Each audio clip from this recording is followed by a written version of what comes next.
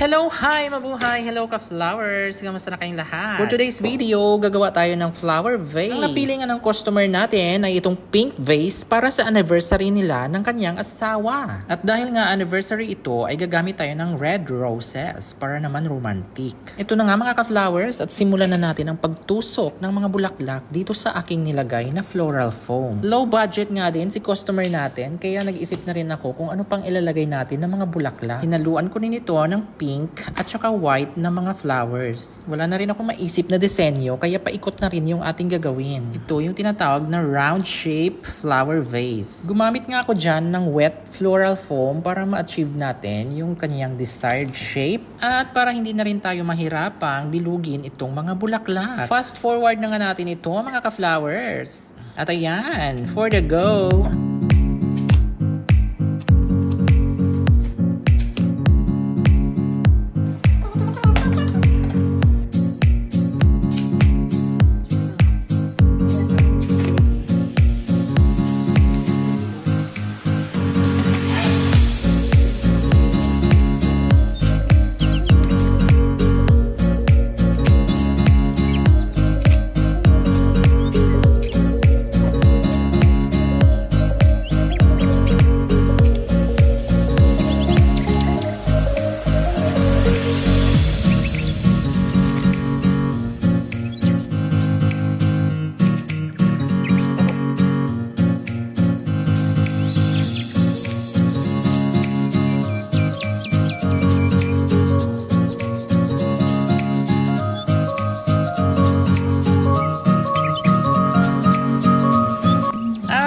Mga flowers ay natapos na rin yung ating flower bouquet. Thank you so much for watching. Follow for more.